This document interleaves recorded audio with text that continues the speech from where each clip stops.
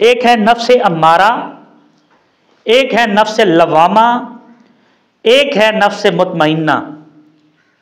आज हम कोशिश करेंगे कि आज हम इन चीज़ों को समझने की कोशिश करते हैं।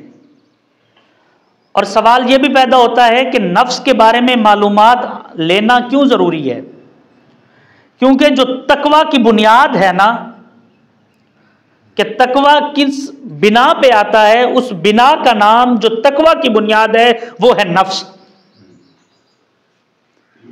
तकवा तक पहुंचने के लिए जो सीढ़ी, जो कदम, जो मंजिल, जो रास्ता है, वो इन रास्तों से गुजरते हुए जब हम जाएंगे तो फिर हम मकाम तकवा पे पहुंच सकते हैं। अब नफ्स किसको कहते हैं? उलमा ने एक बड़ी खूबसूरत मिसाल दी है। उन्होंने कहा है कि आप यूं समझ लीजिए कि हम में से कोई शख्स अगर एक छोटी सी क्यारी बना के उसमें कोई बीज बोता है और उस बीज से वो फल या फूल लेना चाहता है,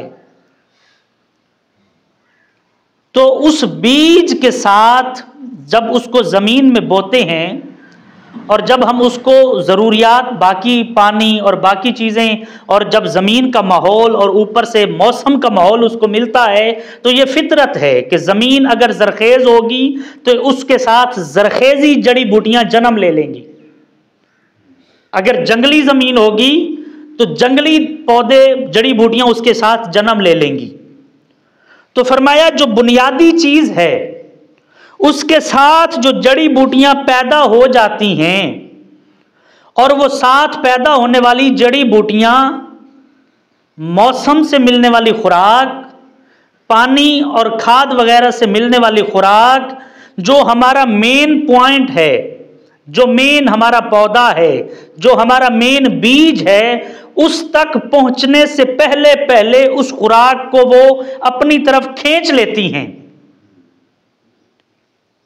तो फरमाया उन बूटियों को जो नाम दिया जा सकता है वो है नफ्स। वो नाम क्या है?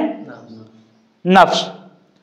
कि हमारी जो बुनियादी चीज है, जो हमारा मेन मरकज है, जो हमारा बुनियाद है, उस तक हमने पहुंचना था, लेकिन उससे पहुंचने से पहले पहले जो चीजें हमारे साथ जन्म ले लेती हैं वो नफ्स है। इसका दूसरा नाम आसान करने के लिए यह है कि इसको नाम दिया गया है ख्वाहिशात का।